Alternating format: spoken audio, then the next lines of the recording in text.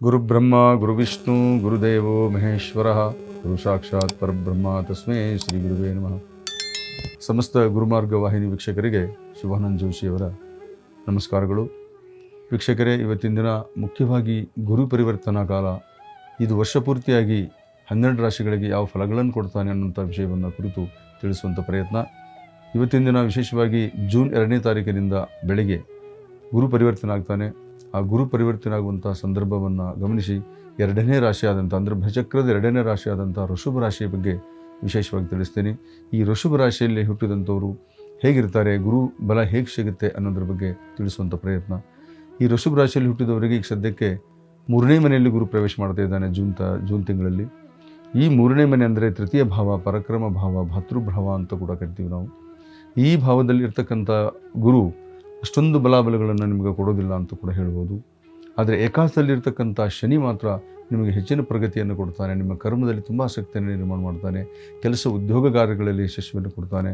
ಆದರೆ ಈ ಗುರು 3ನೇ ಆಗಿರೋದ್ರಿಂದ ತೃತೀಯ ಗುರು ಅಷ್ಟೊಂದು ಬಲಾಬಲಗಳನ್ನು ಕೊಡೋದಿಲ್ಲ. ಹಾಗಂತ ಹೇಳಿಬಿಟ್ಟು ಗುರುಬಲ ಇಲ್ಲ ಅನ್ನೋಂಥ ಪ್ರಶ್ನೆ ಅಲ್ಲ. ಯಾಕಂದರೆ ಇಲ್ಲಿವರೆಗೂ ನೀವು ಏನು ಗುರುಬಲ ಇತ್ತೋ ದ್ವಿತೀಯ ಭಾವದಲ್ಲಿ ಮಿಥುನ ರಾಶಿಯಲ್ಲಿದ್ದ, ಆದರೆ ಶತ್ರುವಿನಲ್ಲಿದ್ದರೂ ಕೂಡ ಹಾಗೂ ಹೀಗೂ ಒಂದು ಜೀವನ ನಡೆಸುವಂಥ ಪ್ರಯತ್ನ ಮಾಡ್ತಿದ್ದ. ಆದರೆ ಮುಖ್ಯವಾಗಿ ನಿಮಗಿರುವಂಥದ್ದು ಈ ಗುರು ಅಂತಕ್ಕಂಥ ಪ್ರಯೋಗ 3ನೇ ಮನೆಯಲ್ಲಿ ಇರತಕ್ಕಂಥ ಗುರು.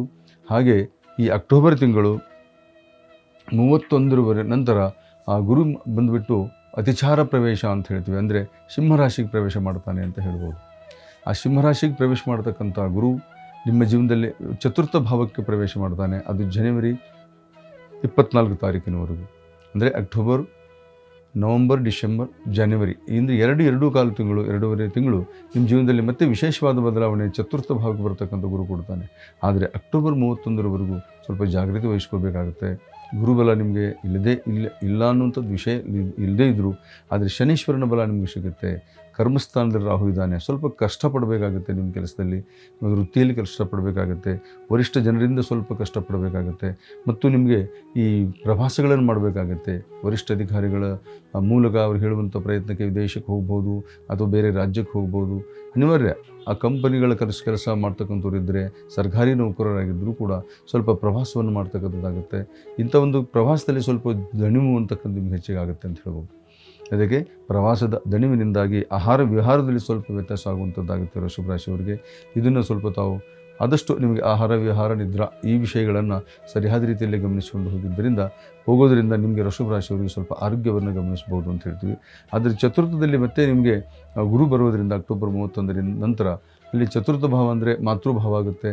ಅಲ್ಲಿ ಹಣಕಾಸು ಸಮೃದ್ಧಿಗೊಳ್ತಕ್ಕಂಥದ್ದಾಗುತ್ತೆ. ಆಸ್ತಿ ವಿವಾದಗಳಿದ್ದರೆ ವಿವಾದ ಬಗೆಹರಿಯುವಂಥದ್ದಾಗುತ್ತೆ. ಬಂಧುಗಳ ಜೊತೆಯಲ್ಲಿ ಕ್ಲೇಶ ಇದ್ದರೆ ಅದು ಬಗೆಹರಿಯುವಂಥದ್ದಾಗುತ್ತೆ. ಮಾತೃವಿನಲ್ಲಿ ಇರ್ತಕ್ಕಂಥ ಏನಾದರೂ ದೂರತ್ವ ಅನ್ನುವಂಥದ್ದಿದ್ದರೆ ಅಥವಾ ತಾಯಿಯ ಜೊತೆ ಮುನಿಸು ಅನ್ನುವಂಥದ್ದಿದ್ದರೆ ಅದು ಪುನಃ ಸ್ಥಾಪನೆ ಆಗುತ್ತೆ. ಇದೆಲ್ಲವೂ ನಡೀತಕ್ಕಂಥದ್ದಾಗುತ್ತೆ. ಆದರೆ 3ನೇ ಭಾವದಲ್ಲಿರ್ತಕ್ಕಂಥ ಗುರು ಬಂದು ಸಣ್ಣ ತಮ್ಮನಿಂದಾಗಲಿ ಸಣ್ಣ ತಂಗಿಯಿಂದಾಗಲಿ ವಿಶೇಷವಾದಂಥ ಒಂದು ಪ್ರೀತಿ ಜೊತೆಗೆ ಗೌರವ ಅಂತಕ್ಕಂಥದ್ದು ಸಿಗುವಂಥದ್ದಾಗುತ್ತೆ.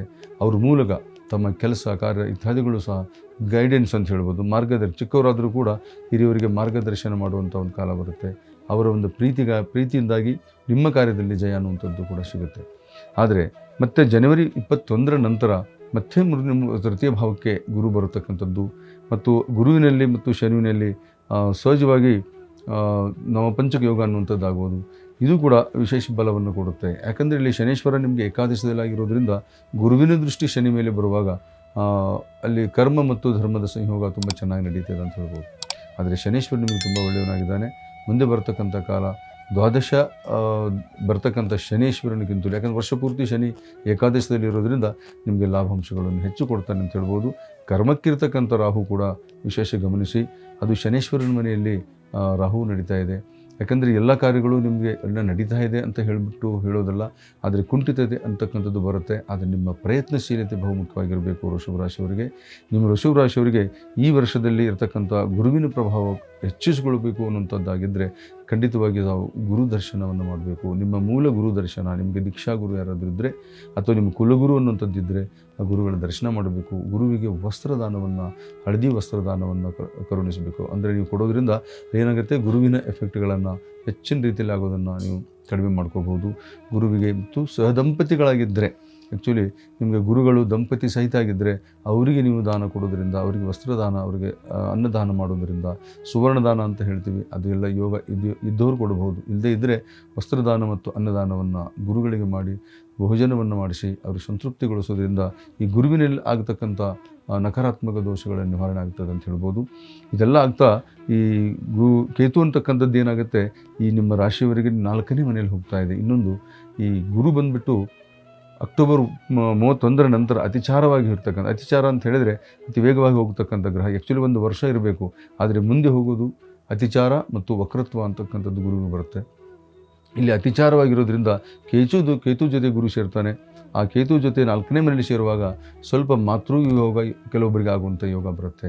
ಮಾತೃವಿವೇಗ ಅಂತ ಹೇಳ್ಬೋದು. ಮಾತೃವಿಂದ ದೂರ ಆಗುವಂಥದ್ದು, ಅವರಿಂದ ನೀವು ತುಂಬ ಕೋಪ ಮಾಡಿಕೊಳ್ಳುವಂಥದ್ದು, ಅಥವಾ ತಾಯಿ ನಿಮಗೆ ಶಾಪ ಹಾಕುವಂಥದ್ದು, ಅಥವಾ ಹಿಂದೆ ಆಗಿದಂಥ ಶಾಪಗಳಿದ್ದರೆ ತಾಯಿಯಲ್ಲಿದ್ದವರು ಸಹ ಕೆಲವೊಂದು ಸಾರಿ ಅಮ್ಮ ಎಲ್ಲೋ ಒಂದು ಕಡೆ ತಾಯಿ ಶಾಪ ಯಾರಿಗೂ ತಟ್ಟೋದಿಲ್ಲ, ಆದರೂ ಕೂಡ ಆ ಗಳಿಗೆ ಅಂತಕ್ಕಂಥದ್ದು ಕೆಟ್ಟದಾಗಿದ್ದಾಗ ಆ ಮಾತೃ ಶಾಪ ಅಂತಕ್ಕಂಥದ್ದು ಬರುತ್ತೆ.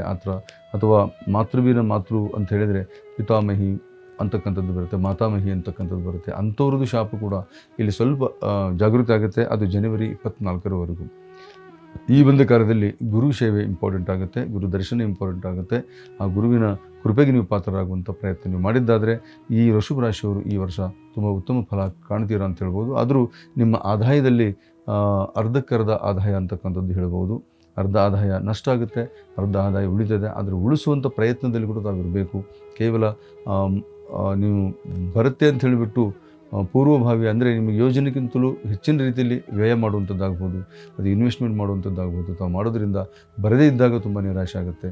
ಹಾಗಾಗಿ ಈ ವ್ಯಯ ಅಂತಕ್ಕಂಥದ್ದು ನಿಮಗೆ ಜಾಸ್ತಿ ಕಾಣಬಾರದು ಅನ್ನೋದಾದರೆ ಖಂಡಿತವಾಗಿ ನೀವು ಹಾಸಿಗೆ ಇದ್ದಷ್ಟು ಕಾಲು ಚಾಚು ಅಂತ ಹೇಳ್ತಾರಲ್ಲ, ಆ ಗಾದೆಗೆ ಬದ್ಧರಾಗಿ ತಮ್ಮ ಕಾರ್ಯವನ್ನು ಮಾಡಿ ಹೆಚ್ಚಿನ ರೀತಿಯಲ್ಲಿ ನೀವು ಇನ್ವೆಸ್ಟ್ಮೆಂಟ್ ಮಾಡುವಂಥದ್ದಾಗಲಿ, ಅಂದರೆ ನಿಮಗೆ ಸಾಲ ಮಾಡುವಂಥ ಕಾರ್ಯವನ್ನು ಮಾಡಬೇಡಿ ಅಂತ ಹೇಳ್ಬೋದು.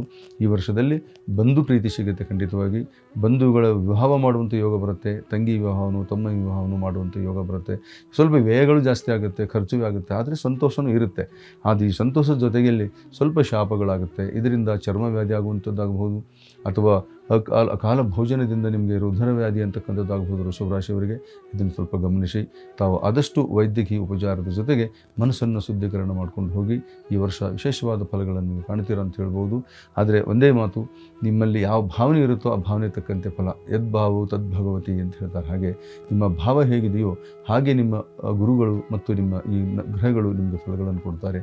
ತಮ್ಮಲ್ಲಿ ಭಾವಶುದ್ಧಿ ಇಲ್ಲ ಅಂತ ಹೇಳಿದಾಗ ನಿಮ್ಮ ಕಾರ್ಯಕ್ಕೆ ಅಪಜಯ ಅನ್ನುವಂಥದ್ದು ಇರುತ್ತೆ. ಆಗ ಸುಮ್ಮನೆ ದೇವರನ್ನು ದೂಷಿಸೋದು, ಗ್ರಹಗಳನ್ನು ದೂಷಿಸೋದು, ಅಥವಾ ನಿಮ್ಮ ಸಹಪಾಠಿಗಳನ್ನು, ತಂದೆ ತಾಯಿಗಳನ್ನು, ಕುಲವನ್ನು ದೂಷಿಸೋದು, ಇದೆಲ್ಲ ಆಗೋದಿಲ್ಲ.